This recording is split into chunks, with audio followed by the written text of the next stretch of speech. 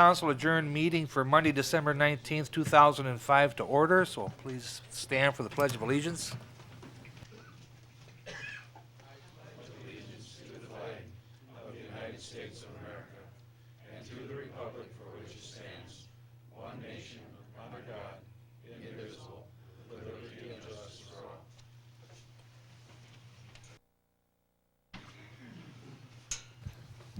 Roll call, Tracy?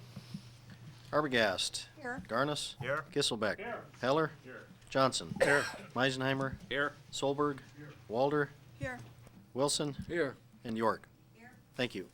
Thank you, Tracy. Have a motion to approve the minutes of the December 5th council meeting? So moved by Mr. Solberg, seconded by Mr. Wilson. Is there any additions or corrections to those minutes? If not, all in favor say aye. Aye. Opposed? Motion carried. Item number 2 is package off-sale liquor license, Interstate Liquors. And Tracy? Thank you, Mayor.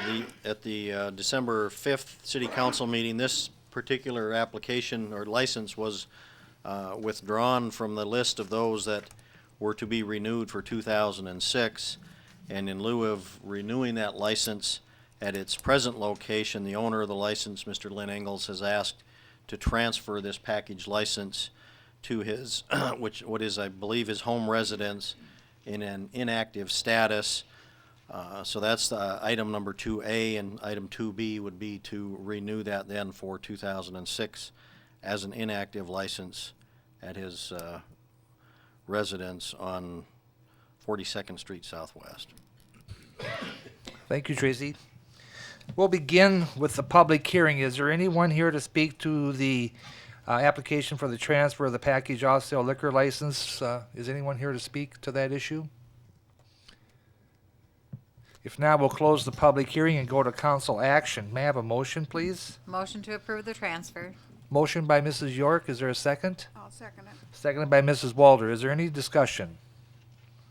If not, all in favor say aye. Aye. Opposed? Motion carried. Item number 2B is the renewal at the new location of the inactive license for 2006, and we'll begin with the public hearing. Is there anyone here to speak to the issue? If not, we'll close the public hearing and request council action.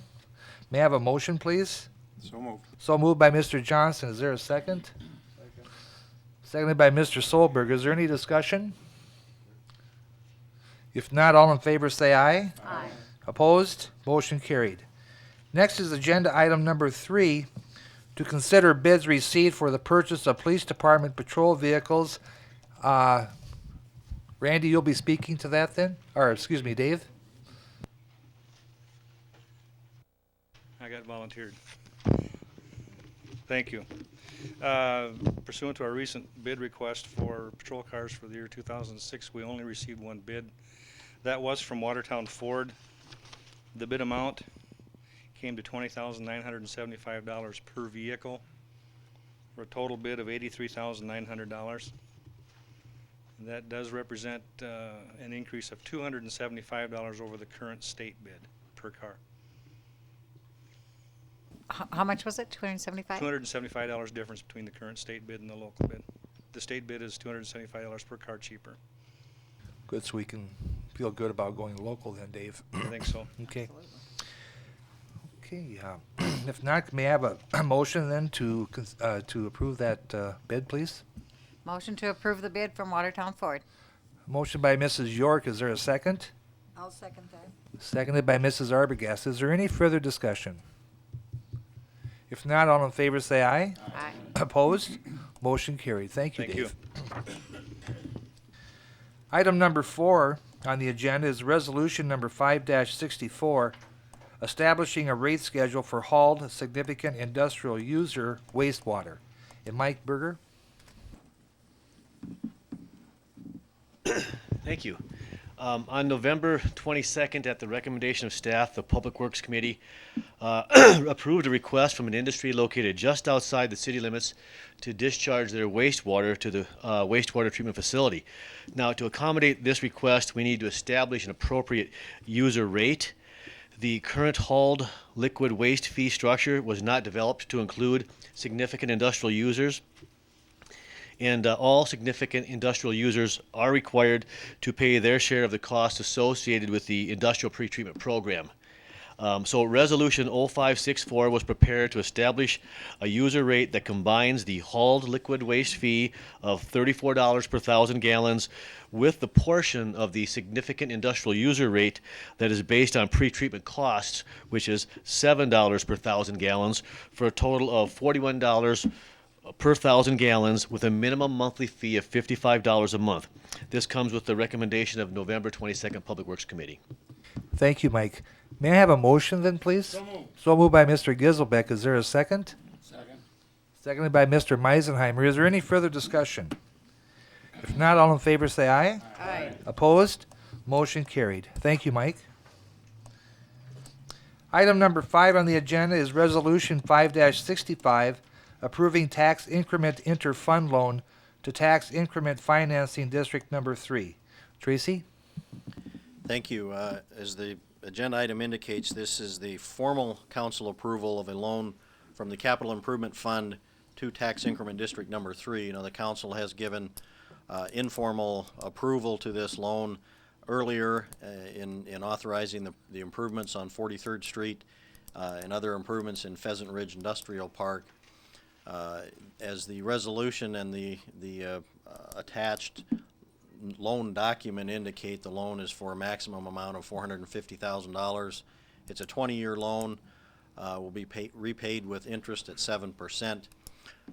This is a mechanism that the city has used to finance tax increment district improvements in the past. You might recall that we financed some of the improvements in Hanton Industrial Park using a tax increment district relative to the Acrotech project. This seems to be a more cost-effective way to do that and certainly more financially feasible than going out to the bond market and borrowing money on the open market. So if there are questions that you have, I'd certainly try to answer those, but this is really kind of formalizing the plan that the council has put in motion some months ago. Okay, thank you, Tracy. May I have a motion then for approval of 5-65? So moved. So moved by Mr. Garnos. Is there a second? I'll second it. Seconded by Mrs. Walter. Is there any further discussion? If not, all in favor say aye. Aye. Opposed? Motion carried. Thank you, Tracy. Item number 6 is a resolution number 5-66, plat of McLaughlin Willow Creek Addition. And Rick?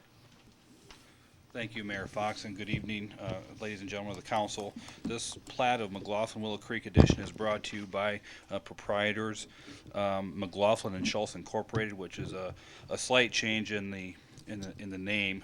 You'll note in the documents included in your packet was F.J. McLaughlin Company. We have come to learn that their preference is to use the McLaughlin and Schultz Incorporated name.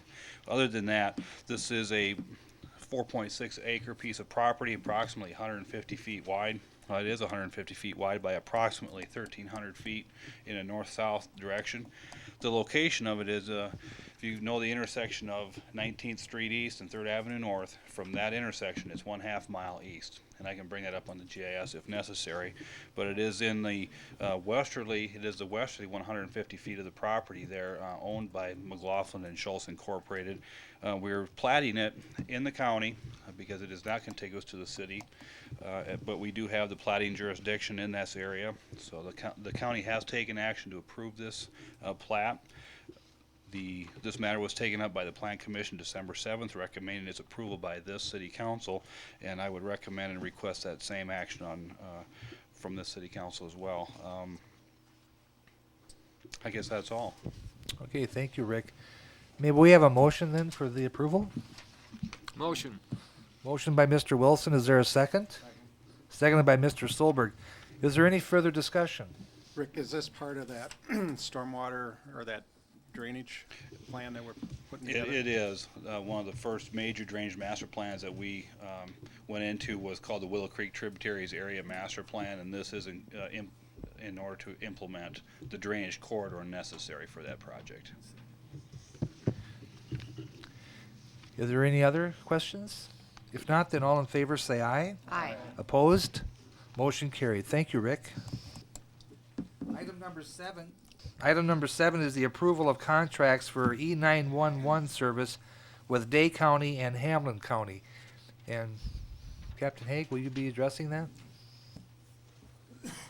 Yes, just briefly, thank you.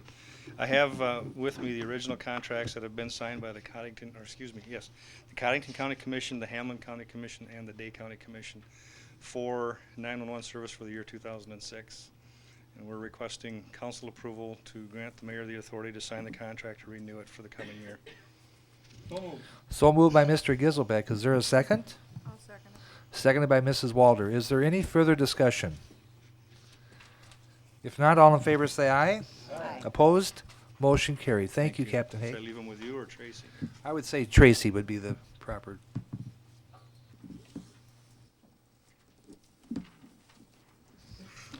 Item number 8 is approval of a contract with Alteg Engineers for the Willow Creek 03 Drainage Master Plan. And Herb? Thank you, Mayor and members of the council. I'll spend a few minutes discussing the engineering consultant selection process for what we would call the Pheasant Ridge Industrial Park I-29 Master Drainage Study, also referred to as Willow Creek 03. Staff prepared and distributed a 3-page request for proposal, which included project description and list of evaluation criteria to be used, as well as minimum submittal requirements. These proposals, or requests for proposals, were emailed to 5 local and regional engineering firms on or about October 13th. We sent out requests to proposals to firms that have dealt with master drainage projects before, and firms that the city's worked with previously. In return, the city received 3 proposals and statements of qualification by the November 4th deadline from Austin Engineering, a combined proposal from EarthTech and Helms and Associates, and from Olteg Engineering. A selection committee comprised of city council members Brad Johnson and Al Meisenheimer, plus Dave Peterson and myself, reviewed the proposals November 7th through 9th, and after that, all parties felt that we knew the firms well enough to move forward without doing on-site interviews. The process identified Olteg Engineers as the preferred firm that most adequately met the evaluation criteria and needs of the project. Olteg brings to Watertown expertise from their offices in Sioux Falls and Bismarck. They also bring a depth of previous knowledge from doing other very similar drainage studies in Watertown, as well as other South Dakota municipalities. On November 22nd, staff received the Public Works Committee concurrence to move forward with Olteg to finalize the scope of work and to establish a not-to-exceed cost. We're here tonight to request council authorization for the mayor and finance officer to enter into a contract with Olteg Engineering to conduct the master drainage study for Willow Creek 03 and the surrounding drainage basin, with a maximum limiting fee of $43,000, which falls well within our budgeted amount that for the 2005 budget.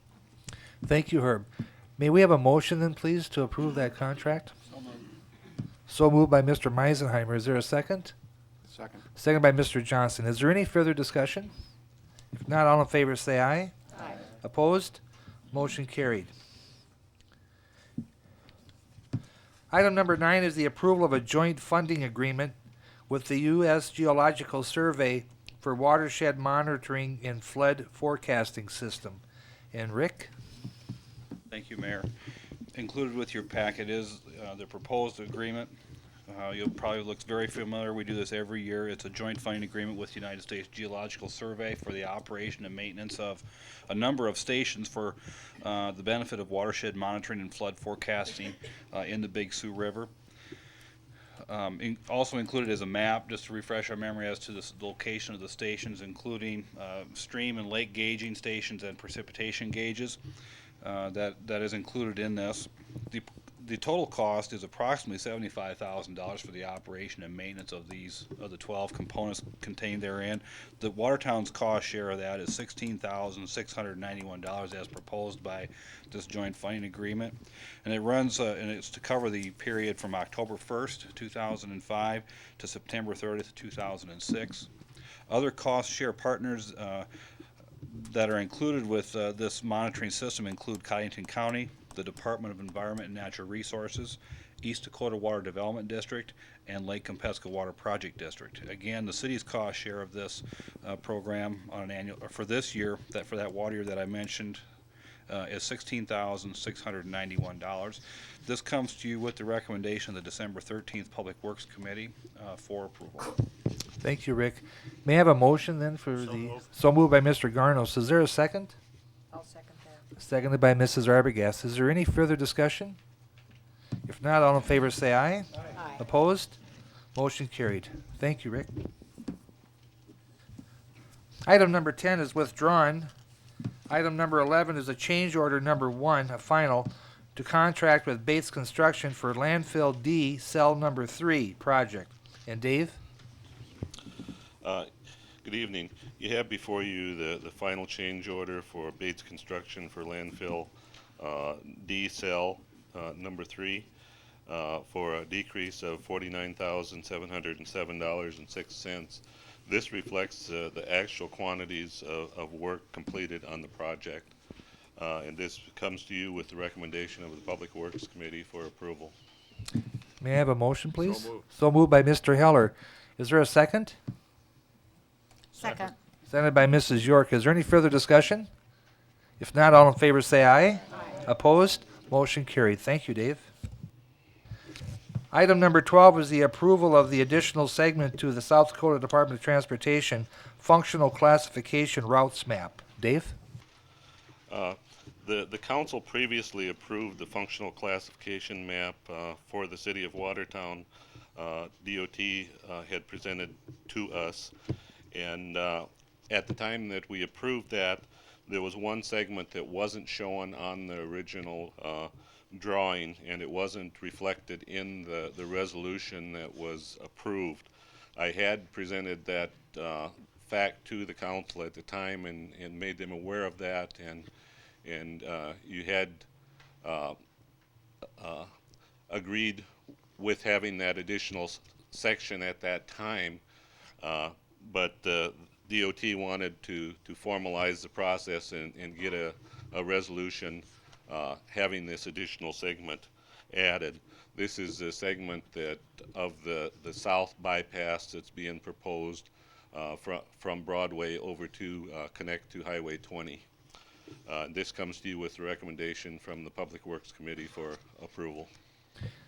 May I have a motion then for that, please? I'll make that motion. Motion by Mrs. Arbogast. Is there a second? Second. Seconded by Mr. Garnos. Is there any further discussion? If not, all in favor say aye. Aye. Opposed? Motion carried. Thank you, Dave. Item number 13 is authorization to advertise for bids for 2006 purchases for the sewer and solid waste departments. Mike? Thank you. I would like to request permission to advertise for bids for the wastewater and solid waste 2006 purchases, which consist of the sewer steamer rebuild.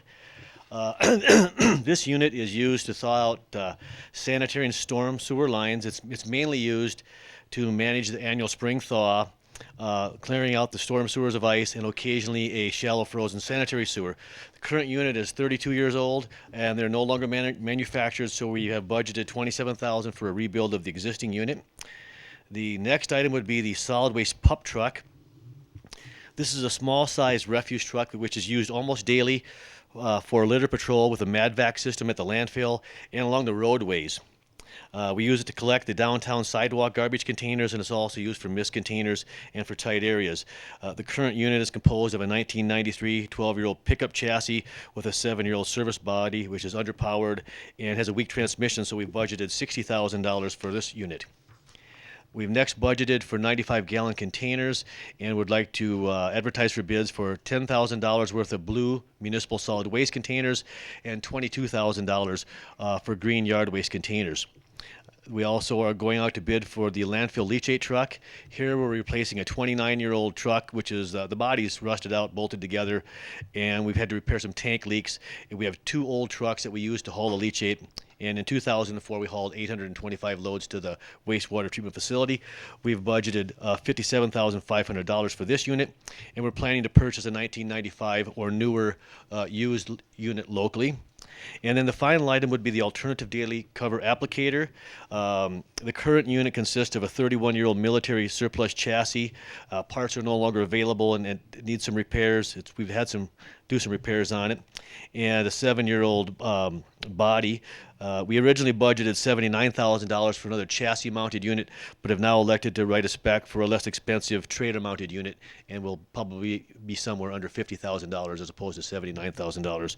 And this comes with the approval of the December 13th Public Works Committee meeting. Thank you, Mike.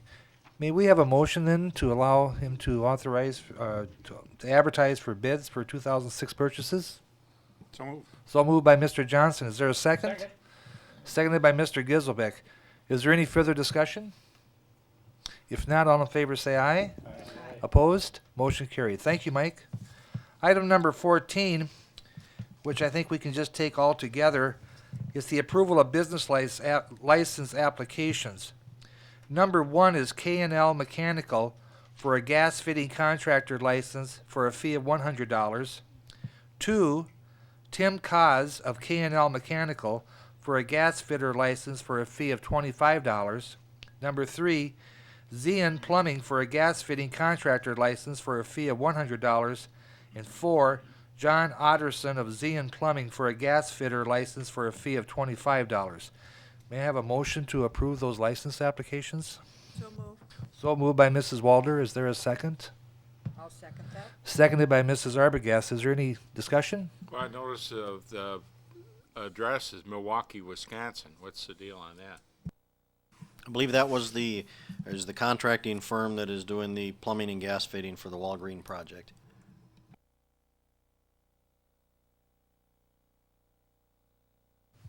Any other questions? If not, all in favor say aye.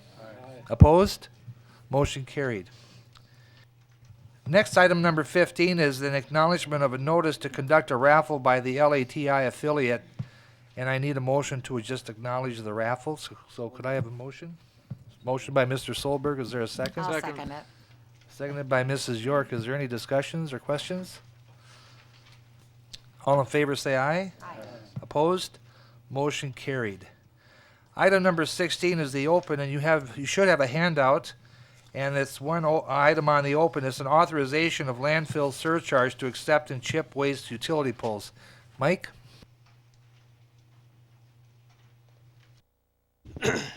Thank you. As a result of the recent ice storm, we have received requests first from the DENR and second from some local electrical cooperatives to dispose of damaged utility poles at the landfill.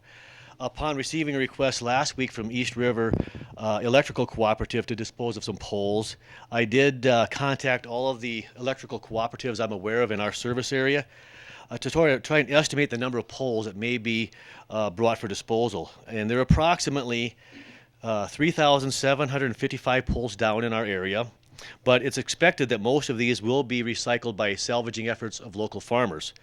The remaining poles must be disposed of in the Subtitle D landfill because of the chemicals that they're treated with. The DENR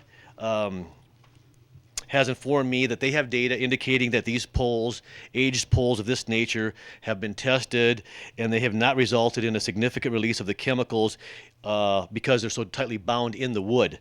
So the poles have not been classified as hazardous and they're not expected to have a significant effect on landfill leachate quality. However, the poles are very bulky waste. They will not decompose readily like garbage does, and they're difficult to handle, so I would like to have them chipped. Once they're chipped, we can handle them much easier, and they will also settle uniformly with the garbage as the garbage decomposes then. Also, once they're chipped, we could request written permission from DENR to use the chips with a 50-50 mixture with soil as alternative daily cover to cover garbage. Or we could also use the chips in our driving ways in the D cell because they aid all-weather access.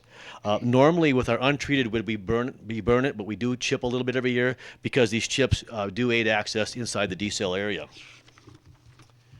So, given the large number of poles that are down and not knowing how many might come our way, on December 13th, I requested and received a motion from Public Works to accept these poles at the landfill contingent upon receiving some assistance with chipping cost.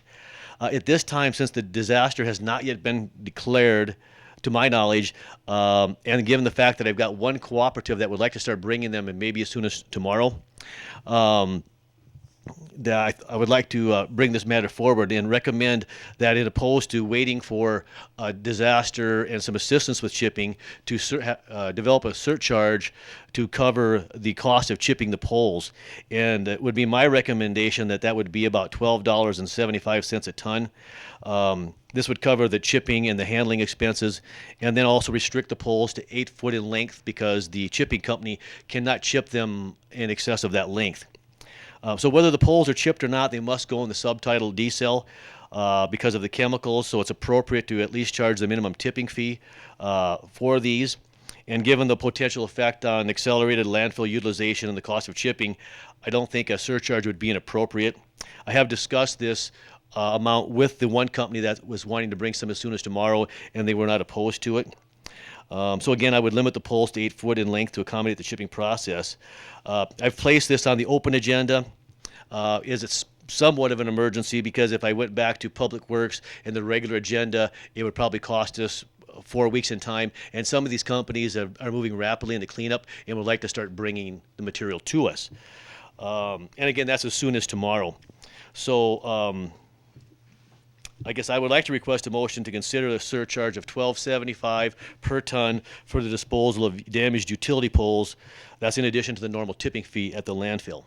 Another option would be to refuse the poles, which would probably be inappropriate, and a second one would be to just not have a surcharge and try and go after some disaster money if and when it becomes available. But at this time, I'd recommend the surcharge to move forward. Okay, thank you, Mike. May I have a motion then to move? Thank you. Motion by Mr. Giselbeck. Is there a second? Seconded by Mr. Solberg. Is there any further questions or Yeah, I have a discussion? question on that. If we do go along with that, and disaster does come available, can we be Well, we'll be receiving the cost of chipping, so we wouldn't go after that ourselves, but the cooperatives Okay. may go after that, Yeah. I imagine. in other words, they might apply for, because we charge them Yeah. for that? Okay. Yeah, and I believe that sometime mid-January, talking with emergency management, there probably will be a disaster declaration, and then that disposal fee would probably be something that would be considered for reimbursement.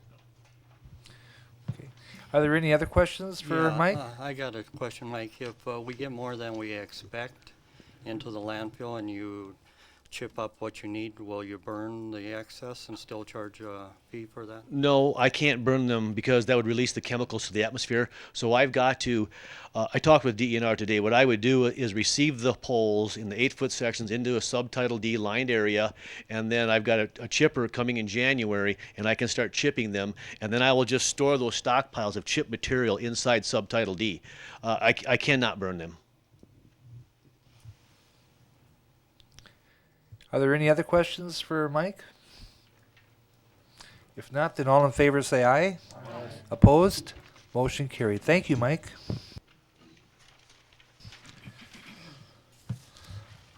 Agenda item number 17 is old business, and Alderman Garnos.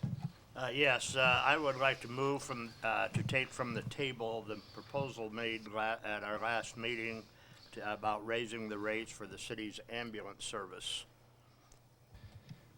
And you have that into a motion. Is there a Yes, that second? I so move. Is there a second on that? second that. Seconded by Mr. Giselbeck. Is there any discussion? If not, then all in favor say aye. Aye. Opposed? Motion carried. Now we'll open it up for discussion. For discussion's sake, I would so move the approval of the rates, Is there a second? for the rate increase. Excuse me, there's a motion for the rate increase. Is there a second? Second it. Seconded by Mrs. Walder. Now we can have our discussion. Brad? Well, we have two issues on the table, and one of them is the rate increase, and the second one is a more comprehensive ambulance study of our ambulance system, and they're really separate issues. I mean, we're talking with this one more about fuel and overtime issues that we need to deal with, and And so we need to move ahead with that. I did today receive a second proposal on the more comprehensive study, and that will take about, based on both of their proposals, about 3 to 4 months to complete. And that will look at how our ambulance service is doing at this point, what we need to do in the future to maintain growth, to keep up with the growth of our hospital, and to adequately staff the system.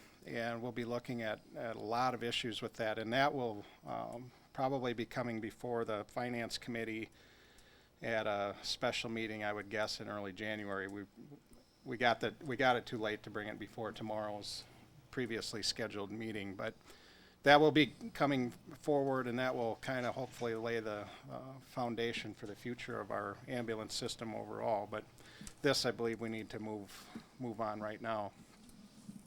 And the rate increase would take effect when? Mike, that rate increase would take effect, what, immediately? We asked for January 1st. For January the 1st? Okay, thank you. And that rate increase was for $1 per loaded mile. That's correct. On the ambulance. And presently, we're at $8 a mile right now, and we would go to $9. Now, I have a question or comment. With this rate, we are several $1,000s in the hole, or I shouldn't say in the hole, that's uncollected accounts. As I understand it, correct me if I am wrong, that most of this uncollected money is from the difference between the charges we file and what Medicare pays. Am I right? So what we're doing here, we're just raising that uncollected amount because Medicare is not going to raise its eligible fee, payment fee. So are we accomplishing anything by raising this rate $1 a mile or $10 a mile? Well, The larger we raise it, the bigger the deficit is going to be, at least on paper. the uncollected amount comes from a small percentage of, or smaller percentage of overall. I believe that the proposal we had would raise annually about 80,000 or? Come pretty close, Yeah, so with that fee, using the existing service that we had in this past year, we would raise about $80,000. You're right, in some of those smaller percentage that some of those would go up, but, and that's another issue that we're going to be looking at with the more comprehensive study is are there ways that we can improve that uncollected accounts and make sure that we are able to collect all that we should be collecting. But the bottom line is that this fee increase would generate an additional $80,000 for the fire department in our ambulance system. Mike, is Medicare the only one that we have a discrepancy with? Is that where we're falling the most behind? Most insurance companies pay the fee that we charge, correct? That is correct. The Yes. insurance companies don't have a problem. So it's Every Medicare. indication we have at this point is that the first of the year Medicare is going to relook at their mileage rate. They are going to restructure the way they pay. The way I understand it, they're going to pay mileage as, and indication is at $9, and then they're going to pay a base rate, and they're going to quit paying some of the incidentals that we've been able to charge for in the past. So that'll help compensate for what we'll lose on the incidentals that we've been able to charge for also. Are there any other questions in regards to the rate increase? Yeah, Dennis? Mike, how does this compare with other ambulance services? Do you It know? puts us pretty close to where everybody else is at. I got an email last week from Bill Winter, who's the chief of the Aberdeen Fire Department, and they're looking at going possibly to $10 the first of the year, so, because of the same reasons, because of the Medicare situation, so. Otherwise, we're right in line with everybody else on the eastern side of South Dakota. Okay. Any other questions? If not, then all in favor say aye. Aye. Opposed? Motion carried. Thank you, Mike. Item number 19, are there any liaison, excuse me, member reports? Excuse me, Mayor, I Yes. don't have a report other than to say that the Finance Committee meeting that would normally be held tomorrow afternoon will not be held. All of you should have received an email last week, I believe, informing you of that. So, and as Brad Johnson mentioned earlier, we expect that shortly after the first of the year, we'll have a special meeting, at least to review the ambulance study proposals and anything else that is necessary for the Finance Committee to address. I would also like to say that the Safety Committee meeting scheduled for tomorrow morning has been canceled too. And I would add that the Public Works Committee for next week will not happen either. And Monday, City Hall is closed. Okay, thank you. I'd like to, we will need to go into executive session to discuss some negotiations. And when we come back out of the executive session,